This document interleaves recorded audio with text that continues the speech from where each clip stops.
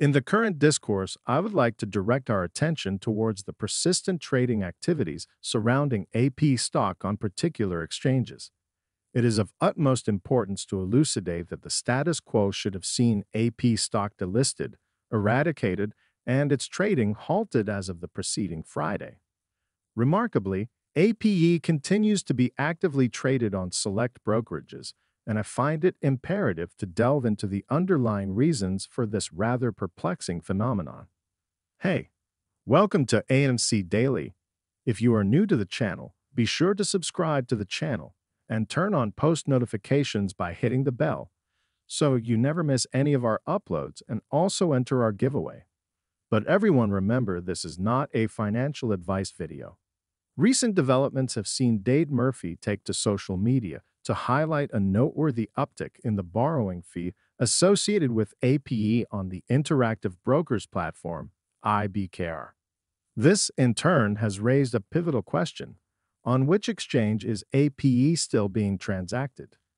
This enigma is further confounding due to the fact that APE has officially shed its status as a security and therefore should have effectively ceased to exist. The borrowing fee linked to APE has surged to an unprecedented 6%, and the availability of shares for borrowing remains in place. This phenomenon defies logical explanation, considering the fact that APE underwent a conversion and subsequent reverse split on the preceding Thursday and Friday. By all accounts, these transformative events should have spelled the end for the AP security, leading to its delisting, obliteration, annulment, or cessation. Use whichever term you prefer. Adding to this dialogue, Cat Stryker has contributed a tweet that shines a spotlight on Trey Republic and Consorsbank Bank. These entities, despite being in receipt of AP shares, have failed to facilitate the conversion to AMC shares. Even in the face of direct inquiries by APE, they have offered only a standardized response in German, pertaining to reverse splits.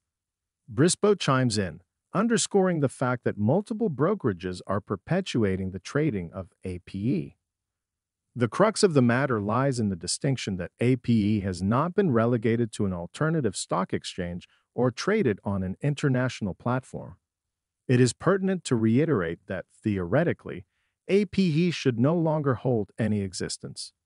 Yet it remains susceptible to unrestricted trading and borrowing across diverse exchanges and brokerages. The scenario at hand is not novel.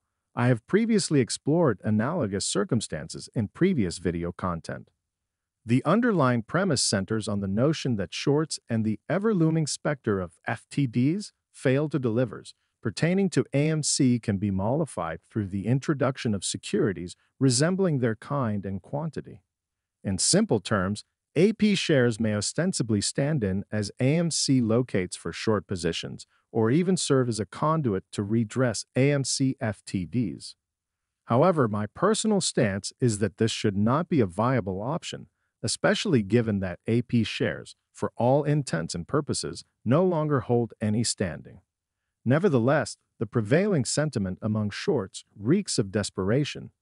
They seem poised to seize any available lifeline that would aid in the fulfillment of their obligations. Stonk Batman's tweet vividly underscores this desperation as he elucidates the erroneous predictions of AMC's downfall in the aftermath of the reverse split. The shorts were quick to herald the closure of their short positions and the subsequent plummeting of the cost of borrowed fees to a modest 1 or 2%. The prevailing narrative suggested that the reverse split would spell the end of shorts' anxieties, as the borrowing fees would evaporate, rendering their short positions nearly cost-free. However, the reality starkly contrasts these assumptions. As of now, the cost of borrowing fees for AMC remains caught in the stratosphere, fluctuating in the disconcerting range of 740% to 991%. The shorts are fervently scrambling to borrow shares, guzzling up available shares with astonishing alacrity. What's interesting to note is that the data I reference is sourced from August 25, the day following the reverse split. Even in the aftermath of this restructuring, the shorts appear no closer to executing an exit strategy for their positions. Instead, they remain ensnared in a quagmire of their own making. Intriguingly, Stephanie offers an insightful perspective on the aggressive post-reverse split onslaught on AMC by shorts. She attributes this fervor to the impending settlement process. Shorts find themselves obligated to compensate brokers for AMC shares, and here's where the nuance comes into play. Any quantity of shares that isn't divisible by 7.5 becomes the responsibility of either brokers or short sellers. This implies that fractions of shares must be dispersed as cash dividends. In the grander scheme, the shorts are accountable for settling the dividend cash replacement for the shares they shorted into the market.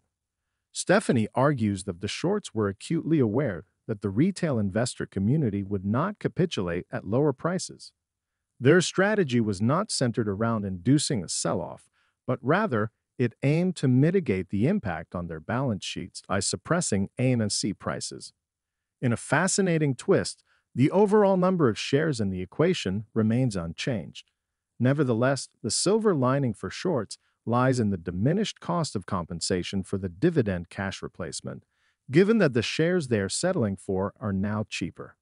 This insight sheds light on the sustained attacks on AMC's price in recent days, resulting in unprecedented trading volumes.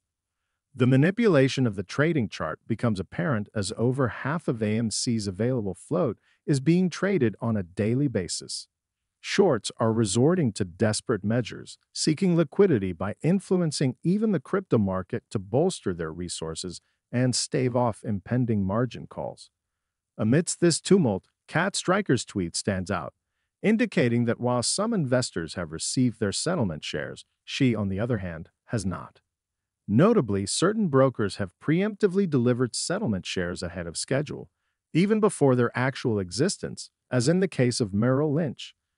However, other brokers lag behind in delivering these settlement shares despite the stipulated timeline. This adds yet another layer of confusion to an already chaotic process. In the final analysis, the shorts' sustained attacks on AMC's price, coupled with the ongoing manipulation of the trading chart, bear witness to their desperation. Their maneuvers are driven by a palpable fear of margin calls and an urgent need to manipulate prices to mitigate these risks. The settlement process has been characterized by confusion and inconsistency, leaving investors grappling with an uncertain landscape. Amidst the shorts' attempts to destabilize AMC's position, the retail investor community remains resolute, unfazed by the barrage of pressures. As the discourse draws to a close, let us remember that the actions of a few should not tarnish the efforts of the many. While threats and harassment have no place in this dialogue, it is vital to distinguish such behavior from the genuine concerns raised by AMC retail investors. In this narrative, it is unity, perseverance, and a steadfast commitment to the cause that will ultimately shape the trajectory of this intriguing chapter in the world of finance. Guys, that's all we have for you today. What is your opinion about AMC stock? Get involved and let us know in the comments down below. Thank you for watching.